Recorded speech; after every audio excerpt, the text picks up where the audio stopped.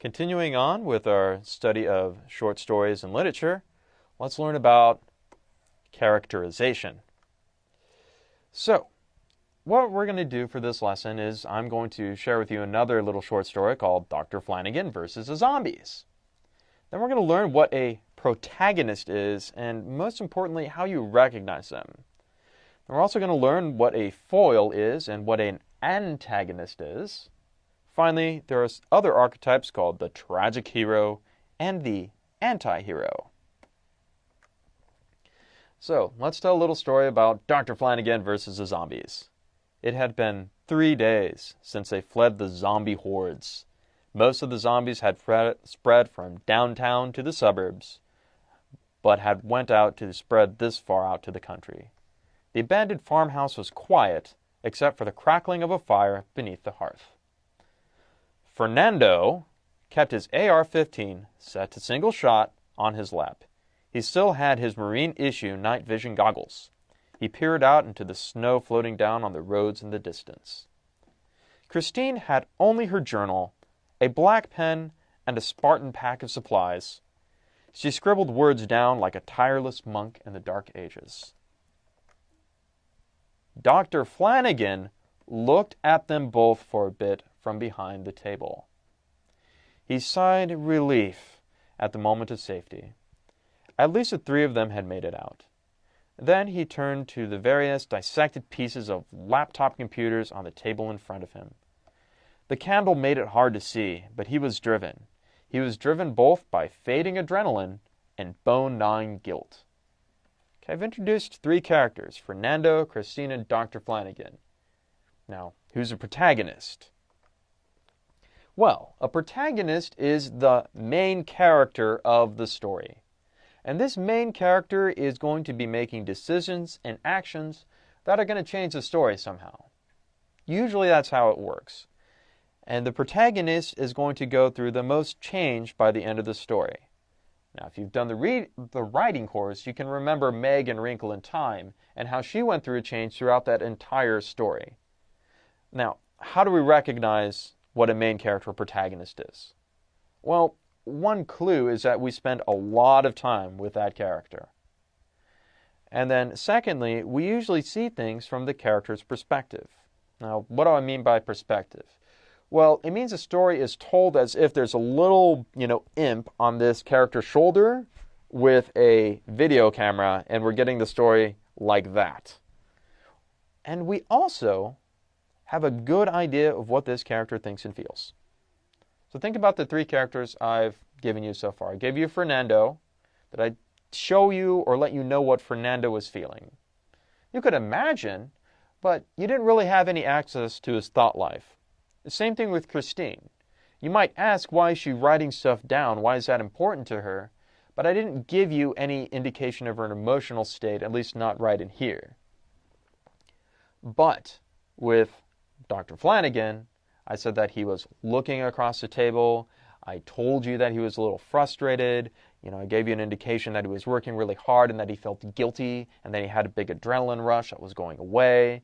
All that is a description of the character's inner emotional life, and I'm telling you some other things from his perspective. Let's continue on with Doc Flanagan versus the Zombies. One piece was attached. Another part was replaced. It was only a matter of fixing the power cable, or at least he hoped. 2 tweezers and a needle-nose plier was not much to work with.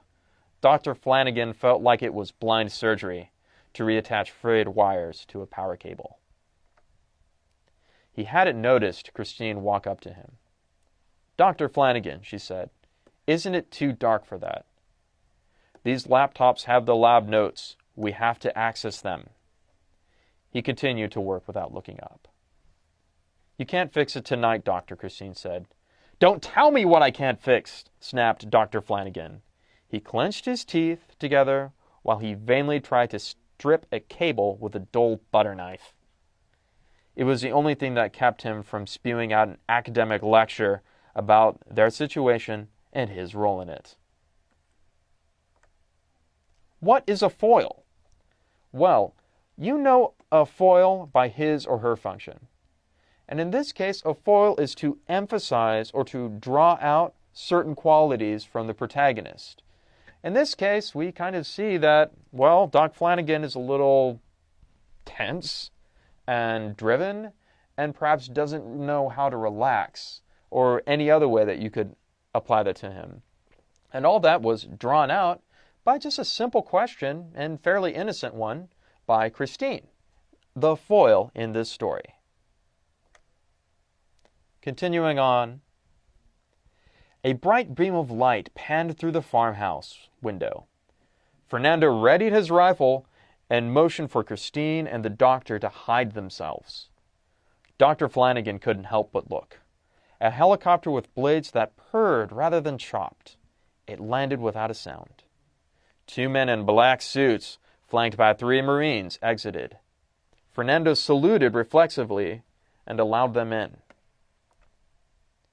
"Dr. Flanagan," called out one of the suited men, "you can come out now. My name is Agent John Kovacs." Dr. Flanagan slowly got up, raised his hands from his hiding spot below the table. "Yes," he said.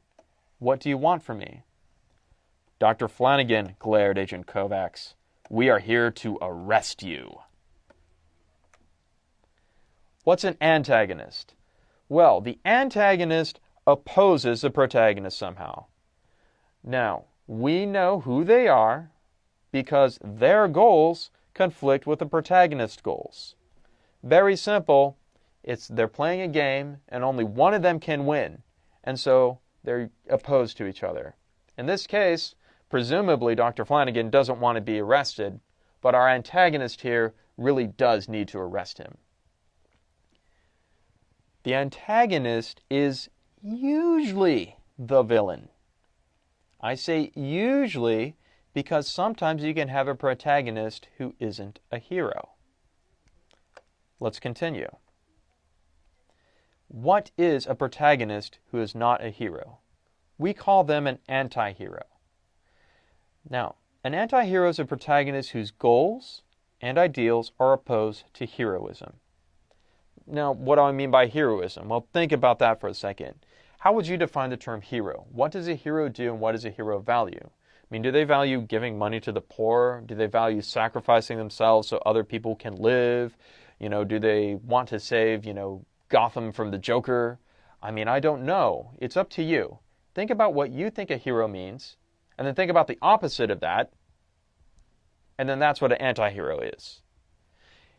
Another way we could define an anti-hero is we could maybe say that they're a protagonist who the reader does not sympathize with. There's a lot of examples of this in literature. One famous example might be A Catcher in the Rye. Some of you might have read this, but we got a protagonist there who is, well, basically a kid that not a lot of readers really sympathize with or like that much. But we get the entire story from his perspective, this Holden Caulfield character. Even though we might not like him, he's still the protagonist, and therefore he's an anti-hero. The best example, however, of an anti-hero comes from the graphic novel Watchmen. Now, Watchmen is a comic about superheroes who have kind of retired. But one refuses to retire, and he's still costumed, and he's still trying to save the city. But listen to how this guy thinks. This is the opening line from the story, and this is his journal entry. "The city is afraid of me. I have seen its true face. The streets are extended gutters, and the gutters are full of blood, and when the drains finally scab over, all the vermin will drown. The accumulated filth will foam up around their waists. They will look up and shout, 'Save us!' And I'll look down and whisper no." Does this sound like a nice guy? Does this sound like somebody that you would want to be friends with? Does this sound like Superman to you? Well, no. In fact, some of the things that this guy says and thinks are so bad that I actually edited here for educator.com. This is a character, Rorschach, from Watchmen. He is an anti-hero. Yeah, we might see things from his perspective. I mean, he might even disguise himself like you would expect a superhero to, but his attitude towards the city that he's supposed to be protecting is so bad that we really don't think of him as a hero. Now, there's another type of protagonist that's not a hero, or still might be a hero, but we might call them a tragic hero. This is a hero who maybe starts off very noble and very good and has great goals in mind, but they eventually go on a downward path, and they eventually fall due to a flaw in their character. Best way I can tell you what a tragic hero is to give you some examples. Macbeth. Thou shalt be king hereafter, Macbeth. Well, what's his flaw? Well, he's overly ambitious, and he eventually dies in a climactic battle. Now, if you don't know the story of Macbeth, here's what happens. Macbeth is, kind of not a king, but he's a lord, and he's a very important guy, and he wins a great battle. And then he meets 3 weird witches who say, hey, you're going to be Thane of Cawdor. You've just defeated this great battle. Also, you're going to be king of Scotland. Well, Macbeth hears all this. He gets his new title, and then he decides, you know what, I think I need to be king of Scotland. And then that's where the story begins, and then he eventually dies in a climactic battle. How about the character Icarus? This is Greek mythology. Him and his dad were busy escaping a place, and they built these wings with wax and feathers, and they flew over the ocean. But don't fly too close to the sun, Icarus, because the wax will melt, and then you'll fall into the ocean. Well, Icarus is young and impulsive, and he does fly too close to the sun, and he dies. Another famous anti-hero is Darth Vader, Anakin Skywalker. Well, what are his flaws? Well, he's love-struck, he's angry, he's authoritarian, he's poorly written. And his flaw? Well, through these flaws, he eventually becomes the right hand of the Emperor instead of the savior of the galaxy. So, to recap from this lesson, what's a protagonist? Not necessarily a hero, but we get most of the story from their perspective, we watch this character change, and we spend a lot of time with this character, and we know their feelings and their thoughts. What's an antagonist? Anybody who opposes the hero. They will be the villain of the story if the protagonist is a hero. What's a foil? Usually somebody who's close to the protagonist, and their behavior and their actions will draw out certain personality traits in the protagonist. What's an anti-hero? A protagonist who we either don't like or whose goals and values are not heroic. And what's a tragic hero? Tragic hero is a protagonist who starts off really great, but through a flaw in their character, they eventually decline, and they may even die by the end of the story.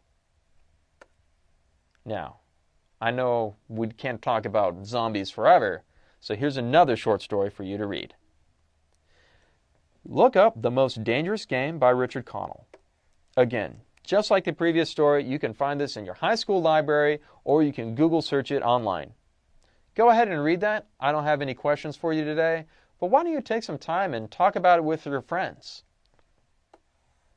Go ahead and do those vocabulary exercises as well to further improve your reading comprehension and to get higher grades and maybe even get out of high school early. Thanks again for using Educate.